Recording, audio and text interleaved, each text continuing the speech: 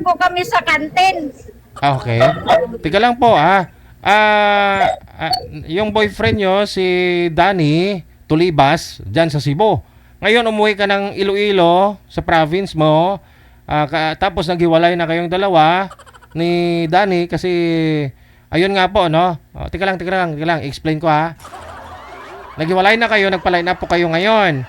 'Di ba? Pero nagulat ako, ba't ho kayo andyan ngayon sa Cebu? Pumalik po kayo sa lugar ni Danny? Noong February 17 po, nandito ka sa Cebu. O pinatayan ka na ng ilaw? Po. Okay. Bumalik po kayo ng Cebu. Hindi pa kayo nakita ni Danny? Nandito po ako sa... Ano po, Sir JJ? Hindi pa ako kayo nakita ng ex mo, ni Danny? Hindi ko narinig kasi nandito po ako banda sa kasada. Maraming dumadaan. Hindi. Naghiwalay na po kayo ni Danny. May closure na po kayong dalawa. Hindi po, JJ. Nagano na po kami. Nagsama na po kami. Sus, Sorry po.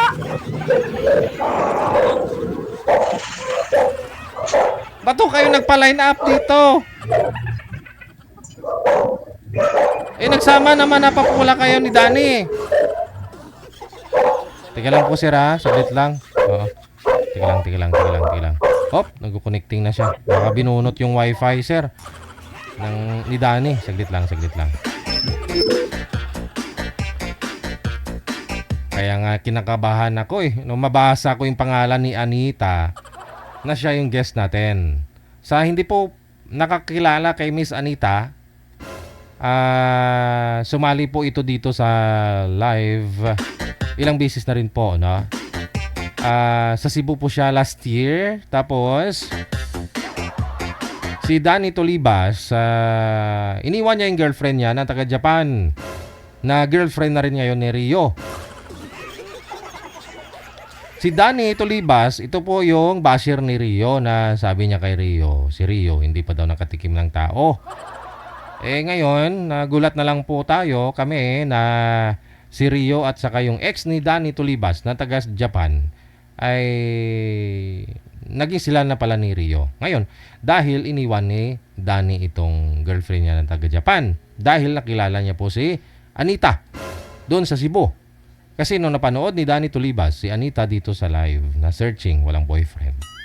Hinanap niya ngayon si Anita na sa comment, no? Yung si Anita kasi active yan, mahilig mag-comment. Now, nag-meet sila sa May Cebu.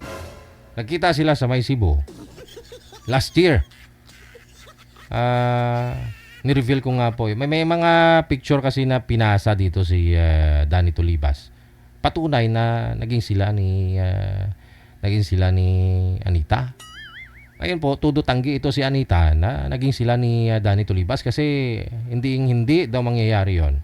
Kasi nga po, hindi daw niya type si Danny kasi hindi naman gwapo, hindi matangkad. Now, sumali po ito ulit si Anita, no? Kasi nga hindi naman talaga sila naging sila ni Danny.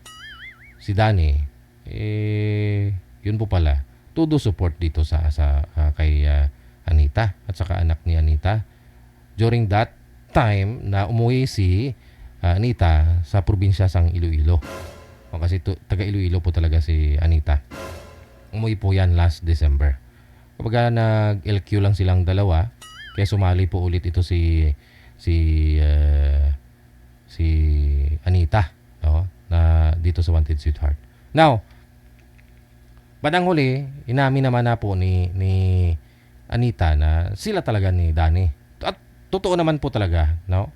Kasi nakikita naman po natin, sabi niya, ayaw niya kay Danny. Hindi Sinesend ni Danny dito resibo ng mga padala niya doon kay Anita. Pinapadalhan ni Danny ng 300 pesos every week yung anak ni Anita pang allowance. Tapos 50 pesos para kay Anita. 350 pesos a week yung pinapadala ni Danny. Yung receiver, si Anita. Doon naniniwala po kami na sila po talaga. Pero tudo tanggi ito si Anita Dahil hindi naman daw kay Danny ang hanap niya sa isang lalaki kasi pandak. Pero nung pinakita ni Danny yung mga picture nila ni Anita, maaga pa may picture sila sa labas ng simbahan. Maaga pa, maliwanag pa. Tapos may isa pang picture pagkagabi, magkasama pa rin sila. Nung umaga na yon sa labas ng simbahan sila medyo ano pa si Anita energetic pa. No, may lakas pa.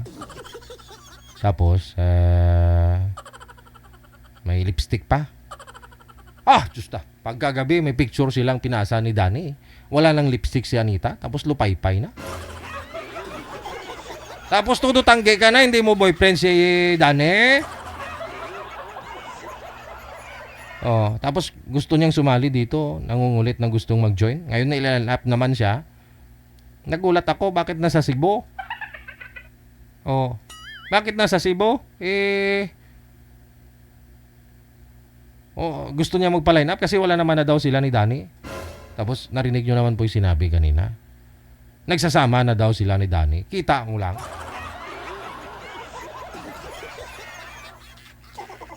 Nagsasama na po pala kayo ni Danny. Tapos nagpa-line up ka pa dito. Manager? Ano tawag, manager? Bighalan ka, sabi ni manager. Lakasan mo, manager, yung second demonyo mo dyan. Ano tawag?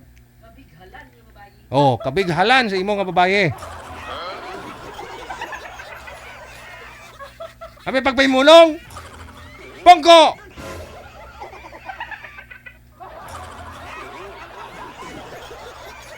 Tudutanggi ka kay Danny. Ayaw mo kasi pandak nga. Maliit, matangkad ka pa sa kanya. Tapos, yung pala nagsasama din pala kayo ngayon. Anong purpose mo? Ba't sasali ka pa? Anita, malapit-lapit ka lang ako, pakunta ko. Malapit-lapit ka lang ako, ipa-duso ko na sa bibig mo, lulipap ko pa. Tak mo na No, kuning ko sa bibig mo. Iba ka talaga, Anita. Narinig nyo naman po yun, nagsasama na po pala sila ni Danny. Gusto rin nila siguro manahimik, no? Pero bakit ganun, Anita? Mabuti mabait lang po to si Danny, no? Yung girlfriend niya na taga Japan, iniwan niya para sa'yo. Iniwan niya po yung girlfriend niya na taga Japan para sa'yo. Mabuti na lang andyan si Rio na handang mahalin si ano pong pangalan ng ex-girlfriend? Maria Suraida. Si Madam Maria Suraida of Japan na ex ni Danny, naging sila na ni Rio. Tinanggap ni Rio. Binaliwala ni Rio yung mga tagahanga niya, yung mga fans niya, yung mga naghahabol, nagpapantasya sa kanya. Alang-alang sa pagmamahal ni Suraida na ibinigay sa kanya.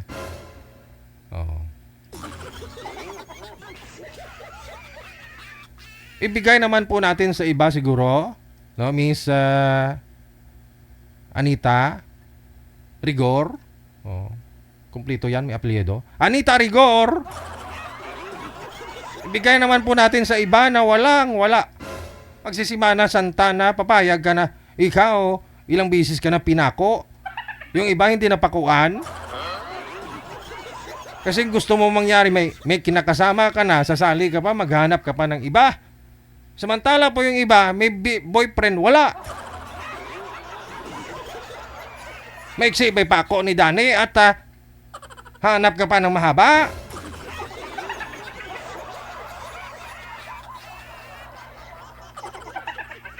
Pangko! Bangiris ka na karon kapag Pongko!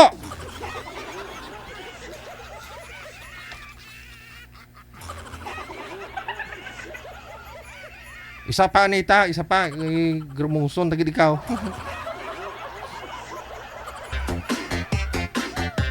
Ramdam ni manager ba't sasali to si Anita? Ba't sasali to? Oo. Pati kawawa ngayon ang dapat makakausap mo. Kawawa naman. Oo. Pero ganun talaga ang buhay. Kung habang buhay may pag-asa. Dahil mayroon pong nahanap si manager para doon kay sir. Oh. Mas maganda pa sa'yo, Anita.